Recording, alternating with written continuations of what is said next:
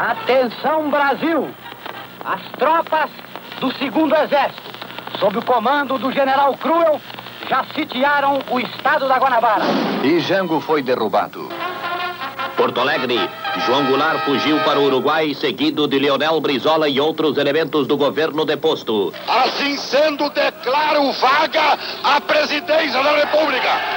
Quero dizer-lhes que neste momento recebo confirmação da prisão em Pernambuco do governador Miguel Arras. Vou te dar a ideia do que foi o aparelho de repressão policial política montado durante os anos do regime militar. Eu calculo que cerca de 500 mil pessoas integraram esse sistema formidável de repressão policial política. Todo esse sistema se comunicava. Era o CENIMAR, era o CISA, era o CIEX, era o SNI, eram as polícias federais, eram as polícias civis, eram os ministérios das Forças Armadas, eram os ministérios civis, todas essas estruturas de governo, desde o governo federal, desde a presidência da República até o último policial do Estado, integravam este aparelho de repressão.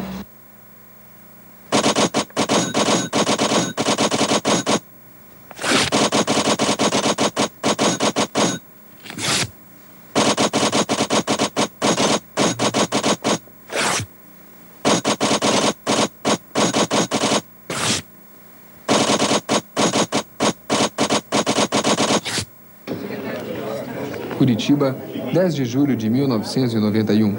Estes homens, testemunhas do mais severo período de repressão política no país, abriram ao público os arquivos da Delegacia de Ordem Política e Social do Paraná, a temida DOPS.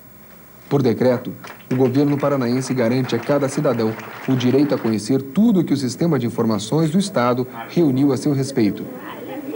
Além das fichas e fotos, a abertura da DOPS revelou a existência de uma cela camuflada, atrás de um armário embutido. Neste autêntico calabouço, úmido e sem comunicação, foram torturados e mantidos em cativeiro diversos presos políticos. Quando a passagem secreta foi revelada, alguns desses presos fizeram uma dolorida viagem ao passado.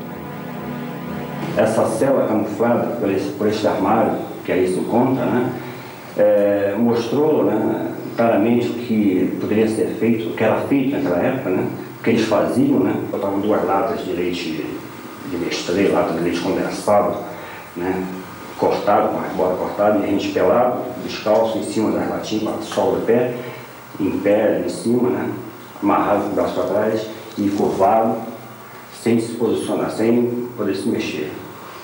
E qualquer movimento nosso era o cacetete deles, que eles davam cacetada, para não se mover.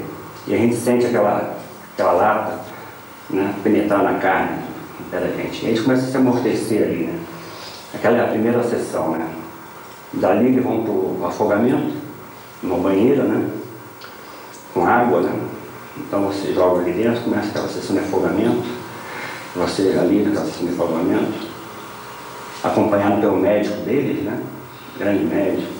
E o médico dele vai acompanhando você, o seu estado físico, o seu estado de saúde, para ver se você não morre na mão deles, ali naquele momento. Então é pendurado no pau de arara, aquele pau de arara também completamente sem roupa, e começa a sessão de choque elétrico e água, Eles vão jogando água com a mangueira, no corpo todo para a corrente de voltagem, que eles vão dando aquele choque, passar por dentro de todo o seu corpo, As 62 mil fichas amareladas pelo tempo e as 10 mil pastas estão agora nesta sala, no Arquivo Público do Paraná. Dentro de 28 armários de aço está a memória da repressão política no país, desde o Estado Novo até os governos militares. O registro político mais antigo data de 1936. É a ficha de Reinaldo Tá, um construtor de Ponta Grossa taxado como comunista. A partir daí, o serviço de inteligência cresceu e passou a captar todas as movimentações intelectuais e políticas que influenciaram o país.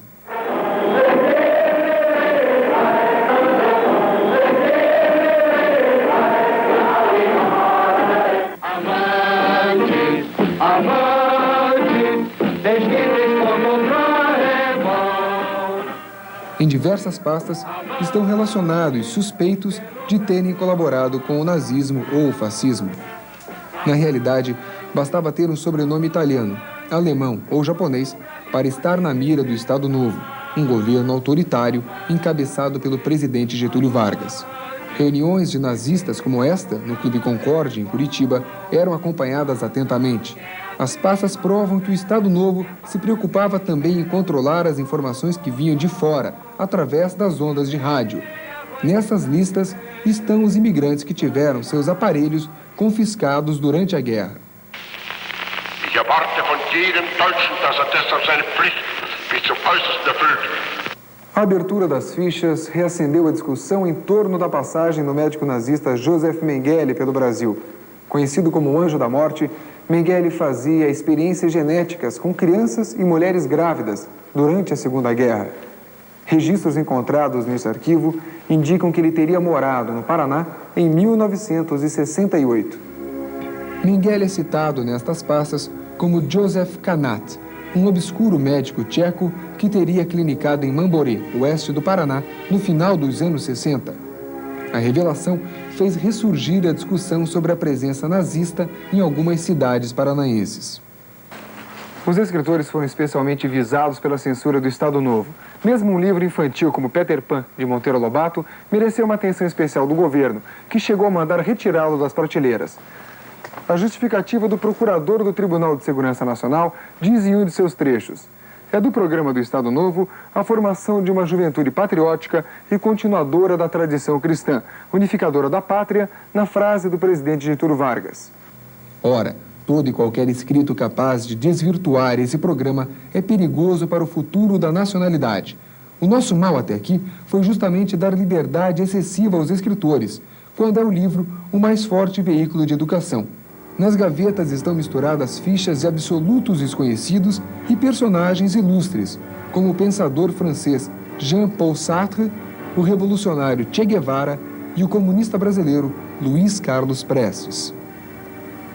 Nós temos aí nas fichas muitos casos de pessoas que pediam certidões para fazer concursos públicos e simplesmente era indeferida a própria certidão. Você não podia nem fazer concurso público. Você não podia ser professor, não podia ser promotor, juiz, não podia ser advogado do Estado, engenheiro, qualquer servidor do Estado, em qualquer atividade, ou mesmo de firmas das estatais, ou de empresas públicas. Então, havia todo um trabalho para impedir e isolar esse cidadão e a sua família e seus amigos na comunidade. Isso feito através de processos muito sofisticados. Não era mais a presença física só do espancador, do torturador, mas agora através de todo um processo sofisticado de administração pública.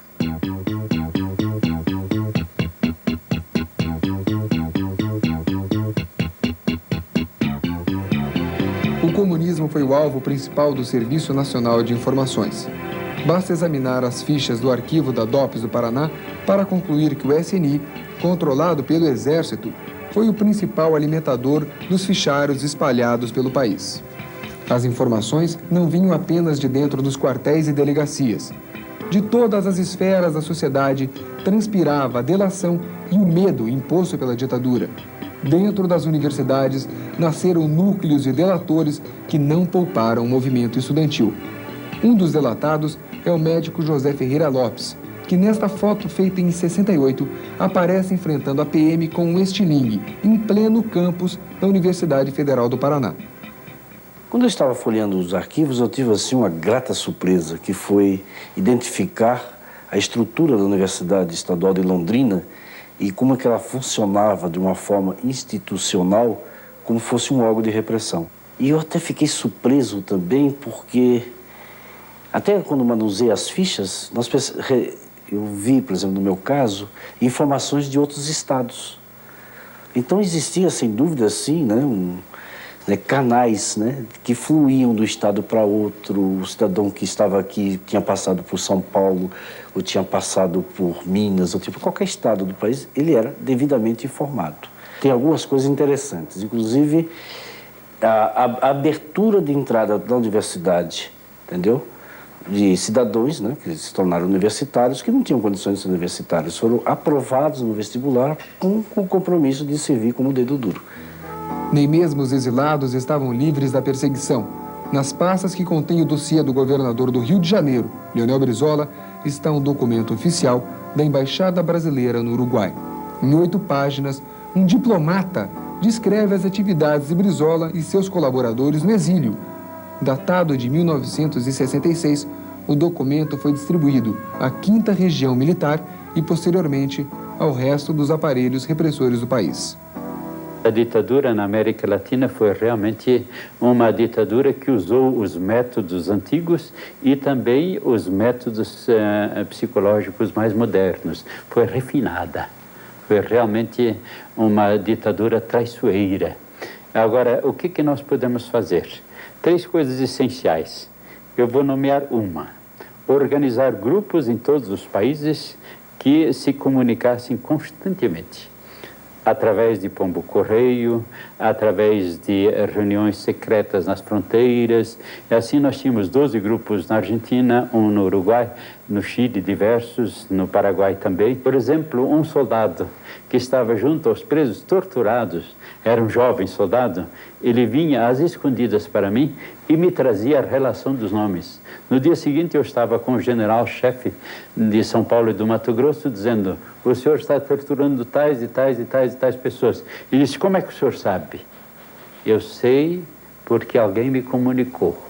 E é verdade. E se o senhor não desistir da tortura, eu vou levar isto à imprensa estrangeira. O principal da história da ditadura militar e da repressão, da tortura, do desaparecimento de pessoas, ainda não foi contado. Vai ser certamente contado pouco a pouco. Em dezembro de 1990, foi reaberta uma gigantesca vala comum clandestina no cemitério Dom Bosco, em Perus, São Paulo.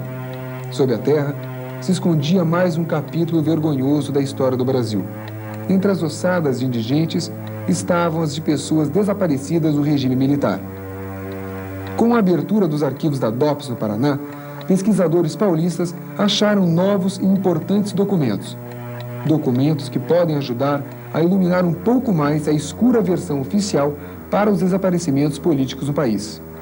O deputado catarinense Paulo Stuart Wright, caçado em 64, desapareceu durante a ditadura. O governo sempre negou o envolvimento no episódio. Porém, esse boletim informativo e confidencial do Exército Brasileiro, datado de 1978, informa em sua 9ª página que Paulo Stuart Wright já havia morrido. Este prontuário pode ser visto como a primeira e única comprovação oficial da morte de Paulo Stuart Wright. Não é fácil a luta dos familiares dos desaparecidos. O desaparecido é como se fosse uma pessoa que evaporou. O governo, o Estado, não tem a menor responsabilidade na prisão, no que fez com essas pessoas, no tipo de tratamento que deu. E quando matou essas pessoas, o Estado diz que elas sequer foram presas. É por isso que até hoje as famílias dos desaparecidos andam em busca de esclarecimentos. Dos 144, 66 são da guerrilha do Araguaia, daquele movimento armado que houve no Araguaia. 66 desaparecidos ali. Os outros 78 desaparecidos em cada canto deste país. Os órgãos de segurança sabem onde estão. E é por isso que um gesto, uma atitude, uma determinação de abrir esses arquivos para a sociedade, mais do que o dever, é uma obrigação de um político que quer transformar o Brasil e impedir a volta do Brasil, aquele Brasil que a gente conheceu da ditadura. Nós aprendemos com os nossos erros. E a primeira condição para que um erro se transforme em experiência é assumi-lo de maneira integral. A Polícia do Paraná assume os seus erros, torna pública uma experiência, incorpora na história com uma garantia: arquivos ideológicos nunca mais. Na luta pela liberdade somos todos irmãos. Não há diferença de nacionalidade, de língua, de cultura que possa limitar nossa identidade comum. Libertários. Todos irmãos nessa vontade de romper grilhões, de abrir as celas, de libertar a consciência para que floresçam a criatividade e a inteligência. Não queremos heróis, não queremos ditadores. Queremos um homem inteiro, livre, capaz de remover muros de opressão. Nossa luta não tem tempo, não tem fronteiras. Somos iguais quando libertários. E a história do homem é a história da própria luta pela liberdade.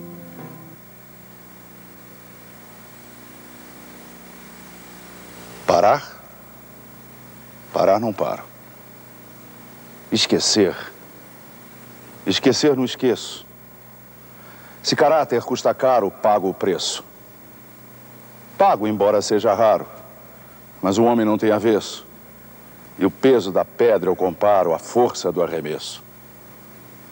Um rio só se for claro. Correr sim, mas sem tropeço. Se tropeçar, não paro. Não paro nem mereço. E que ninguém me dê amparo. Nem pergunte se padeço. Não sou nem serei avaro.